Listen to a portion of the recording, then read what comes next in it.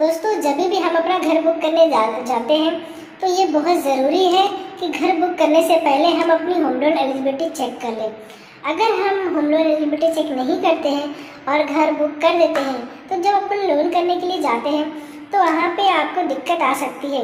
हो सकता है कि बैंक आपका लोन करने से मना कर दे या फिर हो सकता है कम लोन करे। तो इससे बचने के लिए अपने को बहुत ज़रूरी है कि हम अपने होम लोन एलिजिबिलिटी चेक कर लें। दोस्तों, मैं इस वीडियो में बताऊंगा कि आप दोनों ही तरीकों से अपनी होम लोन एलिजिबिलिटी कैसे चेक कर सकते हो, चाहे फिर आप सैलराइड हो या फिर आपका कोई बिजनेस हो।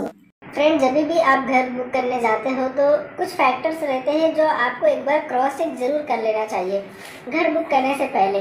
जैसे कि आपका, अगर आप एक सैलराइड कस्टमर हो, ये स्पेशली अभी मैं सैलराइड की बात कर रहा हूँ, अगर आप सैलराइड कस्टमर हो तो आपकी नेट और ग्रॉस सैलरी कितनी है। बहुत सारी बैंक देती है आपका नेट सैलरी पे कैलकुलेशन करती है, बहुत सारी बैंक है आपके ग्रॉस सैलरी पे कैलकुलेशन करती है, तो आपको दोनों भी पता रहना चाहिए। बहुत बार ऐसा मैं देखता हूँ कि लोग आते हैं घर बुक करने के लिए और उनको अपने नेट और ग्रॉस सैलरी में भी कन्फ्यूज़न रहता है। चलो, ग्रॉस सैलरी अगर नहीं भी पता है तो भी एटलीस्ट नेट सैलरी तो पता ही होना चाहिए कि आपको हर महीने वो कितना सैलरी क्रेडिट होती है। सैलरी के बाद आपकी एज और आपके ऑब्लिगेशंस कि आपके क्या लोन वगैरह कुछ अगर चल रहे हैं तो वो भी आपको पता रहने चाहिए कि उसकी क्या ईएमआई जा रही है। और उसके बाद आपका फॉयर तो बहुत इंपॉर्टेंट चीज़ है। ये मैं अभी आपको बताता हूँ फॉयर क्या है। एक्चुअली सारी जो बैंक्स रहती हैं फॉयर पर ही आपका पूरा कैलकुलेशन करती है। फॉयर क्या होता है, बैंकों ने फॉयर की एक रेंज डिसाइड करके रखी है कि इसी रेंज में अगर आपकी सैलरी इस रेंज में आती है तो आपको इतना फॉयर लेना है। FOIR means fix obligation to income ratio. जितने भी बैंक्स हैं, जितने भी फाइनेंशियल इंस्टीट्यूट कंपनियां हैं, वो सब एक मैट्रिक्स बना के रखे हुए हैं। जब भी आपका होम लोन एलिजिबिलिटी चेक करनी होती है तो ये फॉयर यूज़ होता है और ये बहुत इंपॉर्टेंट है। अगर आपको पता नहीं है कि आपकी कितनी सैलरी पे कौन सा फॉयर मैट्रिक्स एप्लीकेबल होता है तो आपका एलिजिबिलिटी रॉन्ग हो सकता है। तो ये मैं जो आपको अभी चार्ट बता रहा हूँ, ये आपका फॉयर का चार्ट है, बहुत इम्पोर्टेंट है ये। एक्चुअली आप कभी भी घर बुक करने जाते हो तो वहाँ पे बहुत सारे बैंकर अवेलेबल रहते हैं। डेवलपर ने ये अच्छा करके रखा है कि बैंकर भी जो डेवलपर साइट रहता है वहाँ पे बैठते हैं, तो आप वहाँ पे अपनी एलिजिबिलिटी उनसे क्रॉस चेक करवा सकते हो। तो अगर सिर्फ आप उनसे पूछोगे कि भाई मेरा होम लोन एलिजिबिलिटी चेक कर दीजिए, तो वो चेक करके बता देगा कि सर आपकी ये सैलरी है और इतना आपका लोन बैठेगा। अगर आप बैंकर से पूछते हो कि भाई मेरा जो एलिजिबिलिटी तुमने चेक किया है इसमें तुमने फॉयर कितना लिया है, तो वो समझ जाए कि हाँ ये बंदे को नॉलेज है। फॉयर जो है आप अपने इनकम के हिसाब से ऊपर नीचे कर सकते हो, उसका भी एक अपर लिमिट रहता है कि ये सैलरी पे इससे ज़्यादा फॉयर नहीं ले सकते। ये जो परसेंटेज यहाँ पे लिखे हुए हैं, ऐसा नहीं है कि ये परसेंटेज फिक्स ही है या फिर ये ऊपर नीचे नहीं हो सकते, ऐसा बिल्कुल भी नहीं है। Percentage depend upon your building construction, वो हिसाब से परसेंटेज ऊपर नीचे बैंक्स और फाइनेंस कंपनियां कर सकते हैं। अगर आप ये चार्ट चेक करोगे तो इसमें अगर आपका इनकम 3 लाख के नीचे है तो आप 30% का फॉयर इसमें ले सकते हो। अगर आपकी जो सैलरी है वो 3 लाख से लेके 5 लाख के बीच में है तो 50 to 55% के बीच में फॉयर रहता है। अगर 5 लाख से लेके 8 लाख के बीच में सैलरी तो 60% तक का फर्क जाता है, 55 to 60%। अगर आपकी सैलरी 8 लाख से लेके 10 लाख के बीच में तो 60-65% का फर्क लेते हैं। अगर उसके अबव है तो 65 और 70 तक लेते हैं। मैं फिर से बताऊँ, बीच में तो 60-65% का फर्क लेते हैं। अगर उसके अबव है तो 65 और 70 तक लेते हैं। मैं फिर से बोल रहा हूँ, ये फॉयर जो भी है परसेंटेज आपको दिख रहे हैं, ये ऐसा नहीं है कि फिक्स है और ये चेंज नहीं हो सकते। ये बिल्डिंग के कंस्ट्रक्शन के हिसाब से ऊपर नीचे कर सकते हैं, बट आप जितना कम फॉयर रखोगे उतना आपके लिए अच्छा रहेगा क्योंकि आप कंजेस्टेड नहीं रहोगे। अगर समझो आपने आपकी सैलरी जो भी XYZ है, आपने उसमें 70% फॉर मार दिया है आपका होम लोन एलिजिबिलिटी के लिए, वो हिसाब से आपने घर बुक कर लिया, सब कुछ कर लिया। तो अगर 70% आपने फॉर लेके करवा लिया, आप एक बार चेक कर लीजिए कि आपकी जो 30% इनकम बच रही है, क्या मुंबई में वो सफिशिएंट है आपको सर्वाइव करने के लिए या फिर आपकी फैमिली को सर्वाइव करने के लिए। एक बार आप चेक कर लो। तो वही फॉर का यही सबसे ज़्यादा इंपॉर्टेंट यूज़ होता है कि आप अपना होम लोन एलिजिबिलिटी या फिर जब आप घर ले रहे हैं उसमें जो लोन कितना होगा, उसमें कितना परसेंटेज आपकी सैलरी का यूज़ होता है, वो आपका बताता है फॉयर। और बैंक लोग जो होम लोन एलिजिबिलिटी आपका कैलकुलेट करते हैं, वो सब आपके अगर कुछ एक्सपेंसेस वगैरह चल रहे हैं, कोई लोन वगैरह ऑब्लिगेशन चल रहा है, तो वो सब ध्यान में रखते हैं। हम यहाँ पे एक बार प्रैक्टिकली चेक कर लेते हैं कि आप अपना होम लोन एलिजिबिलिटी कैसे चेक कर सकते हो। मान लीजिए कि आपकी सैलरी 80,000 है और आपकी जो एज है 28 ईयर्स है, और जो आप बैंक आपको रेट ऑफर कर रहे हैं वो आपका 6.70 है, ठीक है। अब आपकी जो सैलरी है 80,000, ये आप एक बार चेक कर लीजिएगा आपके कौन से फॉयर मैट्रिक्स में बैठ रहा है। 80,000 की सैलरी है तो आपका 60-65 वाले मैट्रिक्स में बैठेगा।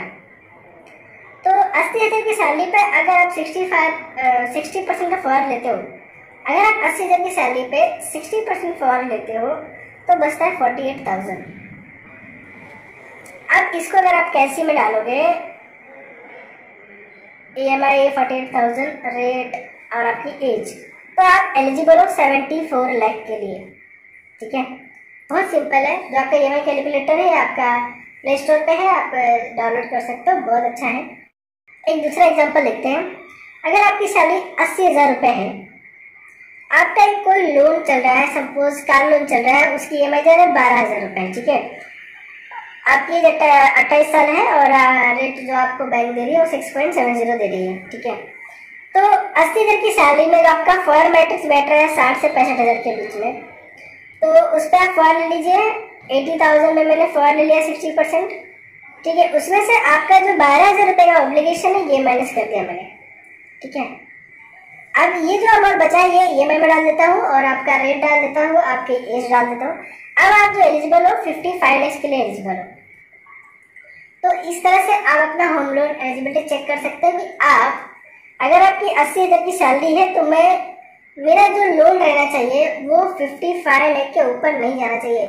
अगर आप 70 लाख का घर बुक कर रहे हो, 55 लाख लोन करवा रहे हो, तो रिमेनिंग आपको 15 लाख रुपए आपका ओन कंट्रीब्यूशन होना चाहिए। अगर उतने कंट्रीब्यूशन आपके पास है तो आप घर बुक कर सकते हैं। एक और एग्जांपल लेके देखते हैं। अगर मान लीजिए आपकी सैलरी, नेट सैलरी 80,000 रुपये है और आपके दो ऑब्लिगेशन है, एक आपका कार लोन जा रहा है 12,000 रुपये का और एक आपका पर्सनल लोन जा रहा है, दोनों में मिला के जो आपकी EMI जा रही है 22,000 रुपये की जा रही है। अगर आपने आपका सैलरी में से पहले ऑब्लिगेशन माइनस करते हो, उसके बाद फॉर एप्लीकेबल करते हो, तो वो रॉन्ग है, वो मत करना, वो गलत है, ठीक है। सैलरी में से सबसे पहले आपको फॉयर माइनस करना है, उसके बाद आपके जो भी ऑब्लिगेशन चल रहे हैं उसकी EMI माइनस करनी है, ठीक है।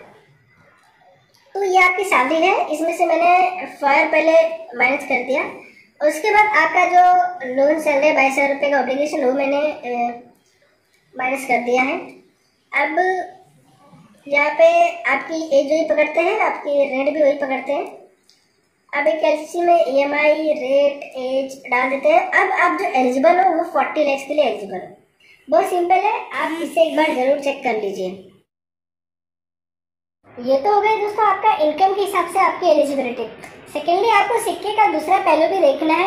आपको ये भी क्रॉस चेक करना है कि आपका प्रॉपर्टी के हिसाब से आपका एलिजिबिलिटी कितना बैठेगा, कितना फंडिंग होगा। मान लीजिए आप एक प्रॉपर्टी देख रहे हैं, वो अंडर कंस्ट्रक्शन है, मान लीजिए उसमें आपका इन्वेस्टमेंट 40 लाख का है, GST है 3 लाख की GST है और मेंटेनेंस जो पोजीशन चार्जेस बोलते हैं वो 7 लाख के करीब है। तो टोटल जो कॉस्ट बनती है वो आपकी 50 लाख की बनती है। इसमें एक चीज और रहता है, स्टैम्प ड्यूटी रजिस्ट्रेशन जो आपको करना रहता है। ये बैंक या फिर फाइनेंशियल कंपनी नहीं पकड़ती क्योंकि ये गवर्नमेंट के चार्जेस रहते हैं। जब आप ये करते हो तभी आपका एग्रीमेंट बनता है, ये फंडिंग के अंदर इंक्लूड वगैरह नहीं होता है। तो हम अभी जो पकड़ रहे हैं वो आपका एग्रीमेंट वैल्यू, GST और मेंटेनेंस चार्जेस, ये 3 चीज पकड़ रहे हैं। इसमें मान लीजिए आपकी जो फ्लैट कॉस्ट है वो 50 लाख की आ रही है। अब अगर कोई बैंक बोलती है कि सर हम आपको एग्रीमेंट वैल्यू का 95% फंडिंग करेंगे, तो वो आपको फंडिंग मिलेगा 38 लाख की। अब भले आपकी एलिजिबिलिटी वहाँ पे पहले बन रही थी 74 लाख की इनकम के हिसाब से, बट प्रॉपर्टी के हिसाब से आपको फंडिंग मैक्स टू मैक्स मिल सकती है 95% ऑफ योर एग्रीमेंट वैल्यू। तो वहाँ पे आपको 38 लाख के ऊपर लोन नहीं मिलेगा। अगर आपको कोई बैंक बोलता है कि मैं आपको 90% फंडिंग करूंगा आपके एग्रीमेंट वैल्यू पे, तो भले आपकी इनकम के हिसाब से आपकी एलिजिबिलिटी 74 लाख की है, बट प्रॉपर्टी के हिसाब से वो आपको अगर 90% फंडिंग कर रहा है आपके एग्रीमेंट वैल्यू पे, तो वो 36 लाख के ऊपर नहीं कर पाएगा, भले आपकी एलिजिबिलिटी कितना भी रहने दो। तो दोस्तों आपको दोनों भी क्रॉस चेक करने हैं कि मेरा इनकम के हिसाब से तो इतना एलिजिबिलिटी है और प्रॉपर्टी के हिसाब से मुझे कितना फंडिंग मिलेगा। और यहाँ पे चलिए आपका जो एलिजिबिलिटी है वो थोड़ा रिड्यूस कर देते हैं, इनकम के हिसाब से 74 ना पकड़ के अपन सिर्फ 40 लाख पकड़ते हैं। अगर आपका flat cost, total flat cost पे कोई 90% फंडिंग कर रहा है 45 लैक्स, बट आपका एलिजिबिलिटी इनकम के हिसाब से सिर्फ 40 लाख है, तो आपको वो 40 लाख के ऊपर नहीं दे पाएगा। तो आपको दोनों भी चीज़ चेक करना है प्रॉपरली, उसके बाद ही आप घर बुक कीजिए। आपका आगे का प्रोसेस बहुत अच्छा रहेगा, स्मूथ रहेगा। ये तो हो गया सैलराइड होम लोन एलिजिबिलिटी। वैसे ही self employed home loan eligibility भी रहता है। सेल्फ एम्प्लॉयड में भी 2 कैटेगरी रहते हैं, एक सेल्फ एम्प्लॉयड प्रोफेशनल रहते हैं और एक सेल्फ एम्प्लॉयड नॉन प्रोफेशनल रहते हैं। अब प्रोफेशनल में कौन डॉक्टर हो गए, इंजीनियर हो गए, लॉयर हो गए, CA MBA, who are educationally qualified and set up their own business, they are professional self-employed। और आपके जो नॉन प्रोफेशनल है जैसे ट्रेडर्स हो गए, कॉन्ट्रैक्टर्स हो गए, जो एजुकेशनली क्वालिफाइड नहीं है बट वो मास्टर है अपने बिजनेस में, तो वो नॉन प्रोफेशनल में आते हैं। दोनों का कैलकुलेशन सेम रहता है, सिर्फ आपका इनकम ऊपर नीचे हो सकता है।